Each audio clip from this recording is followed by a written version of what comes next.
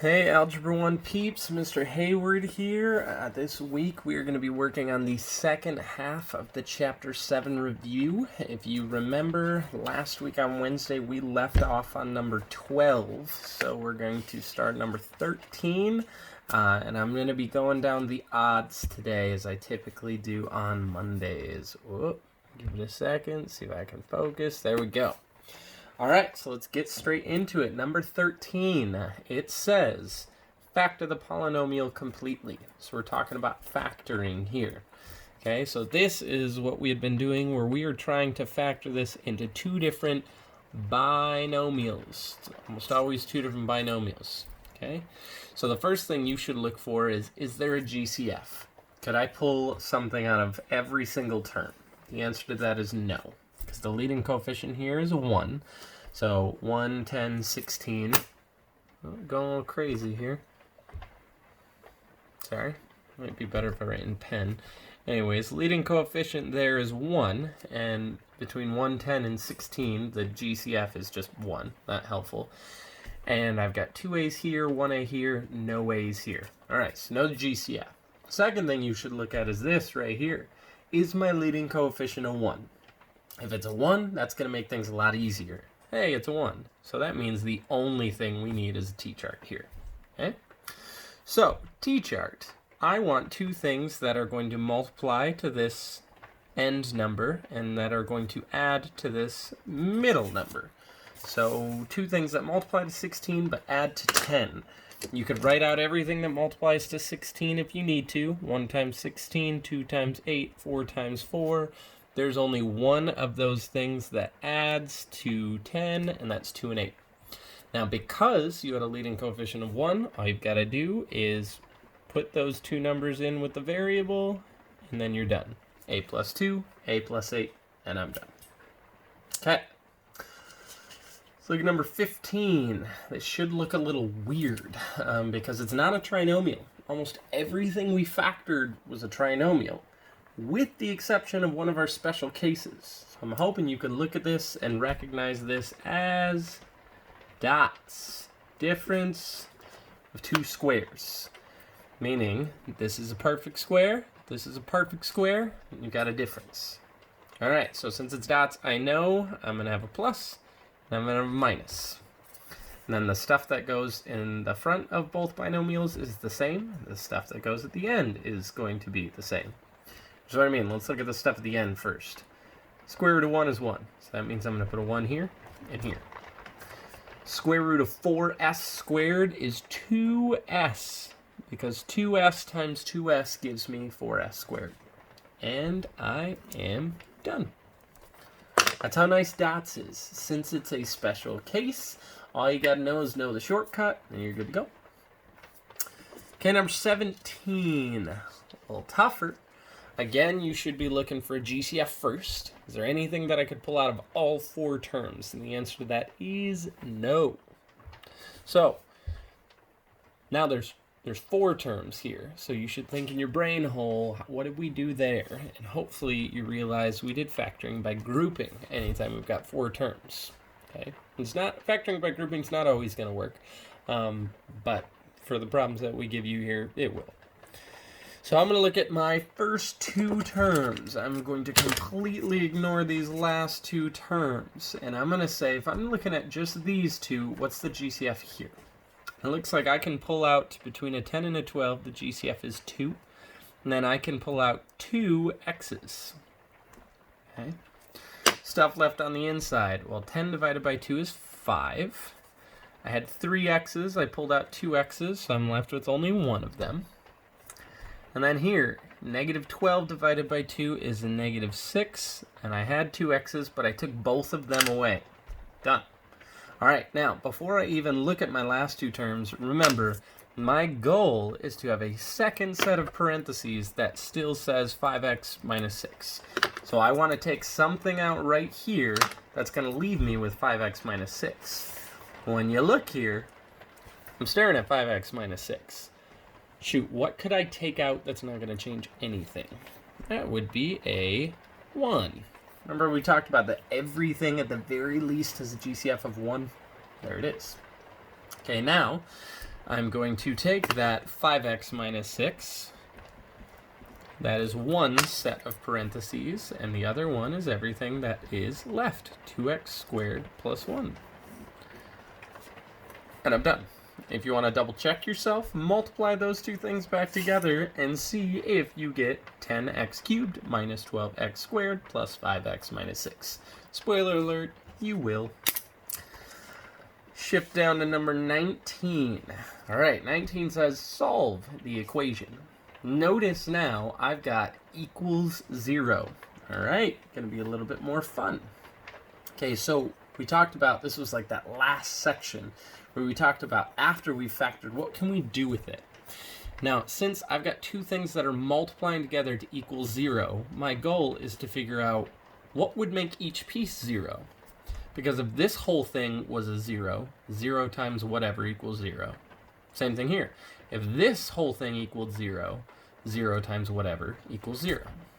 So, you can take each piece and you can set them equal to 0 and then solve separately. Something like this one right here should take you like 2 seconds. You might not even show your work, and that's okay. X equals 2. Now watch what happens. If I were to plug 2 in here and here, let's do over here first. 3 times 2 is 6. 6 minus 1 is 5. So this set of parentheses would come out to a 5.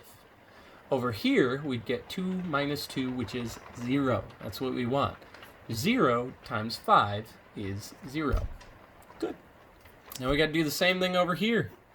Add 1. I get 3x equals 1. And then divide by 3, and I get x equals 1/3. Hey, fractions, everyone's favorite. If you were to plug that in here, 3 times a third is 1. 1 minus 1 is 0. That makes this piece equal to 0. Free and awesome. Now, downside, this one is already factored for you. You're welcome. You don't even have to pay me for that. But number 21 is not. Now notice it still says equals 0, which is awesome. But I didn't do part of the work for you. So what you need to do before anything else is factor it so it says 2 pieces equals 0 first. All right.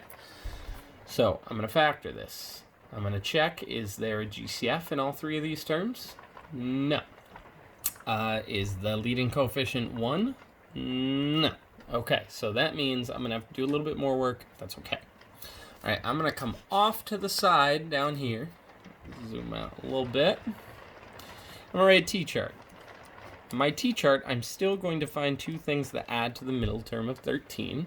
Whoop, going crazy again. But this time, I'm going to find 2 things that multiply together to give me 12.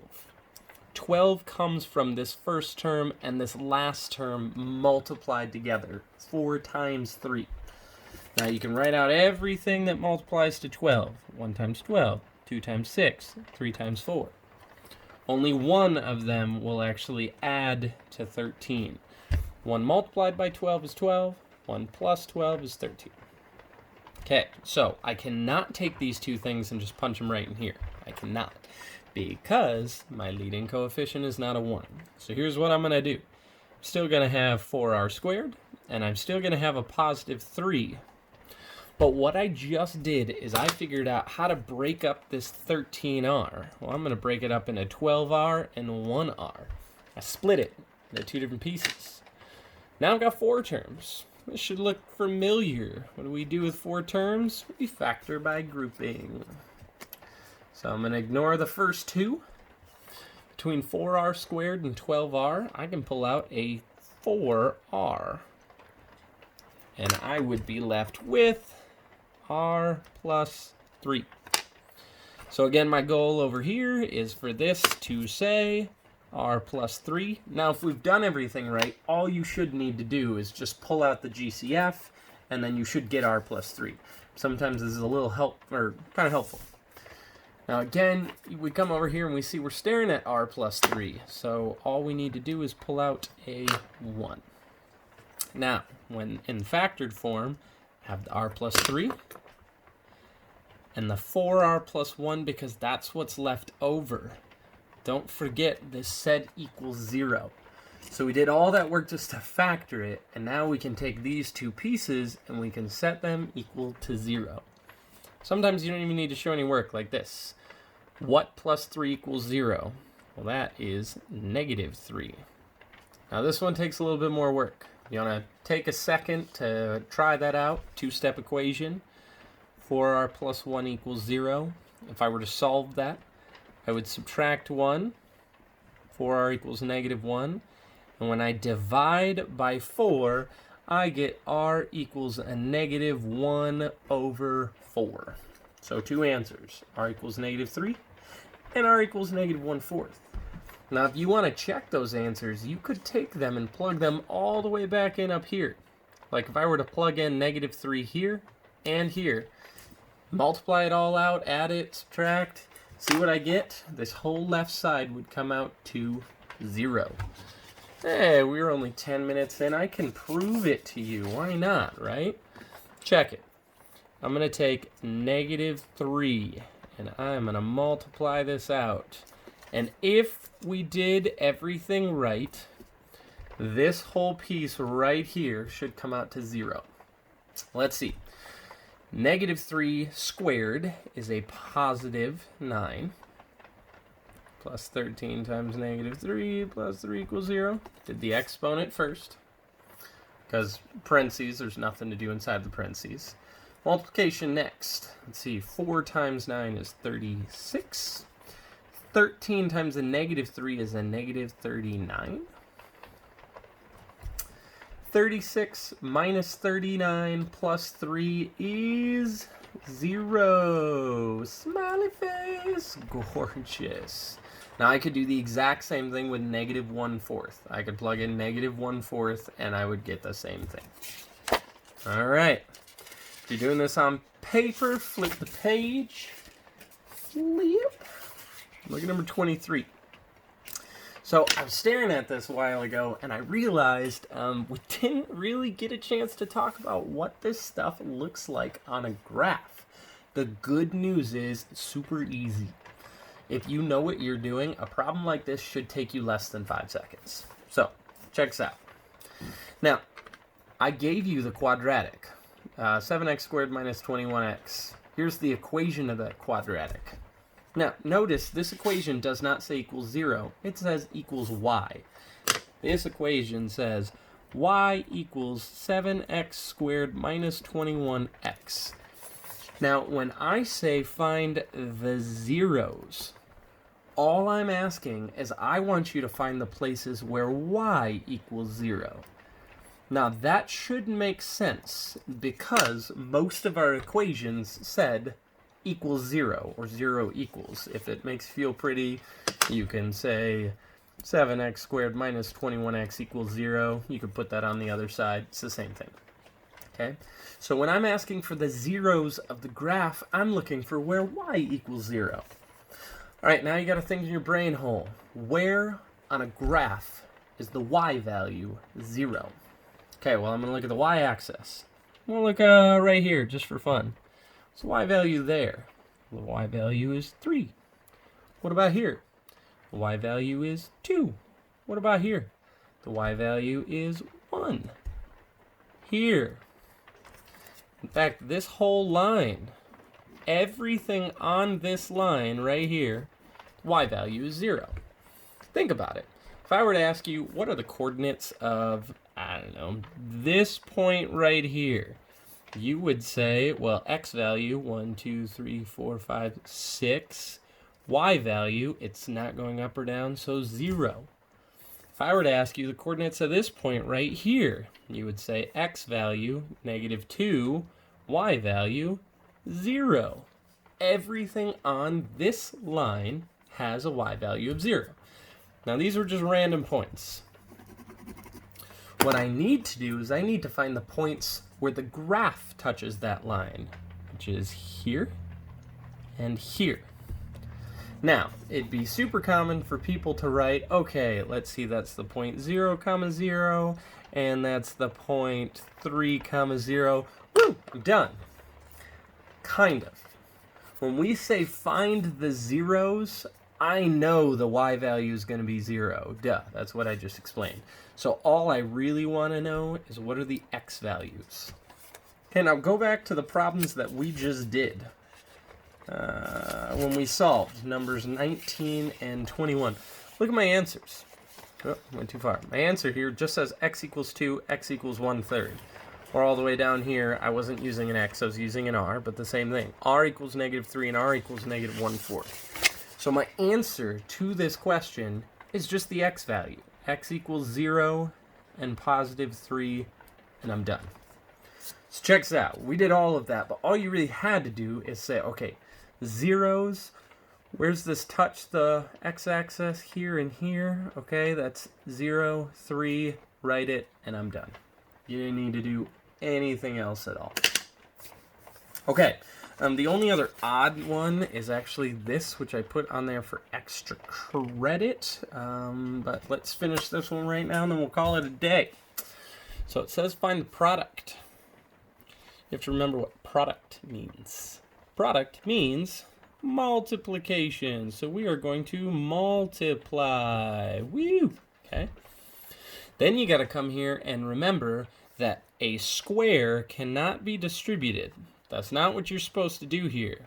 No. Instead, you're supposed to remember a square just means 2 copies. So this really says y to the 4th minus 2 times y to the 4th minus 2.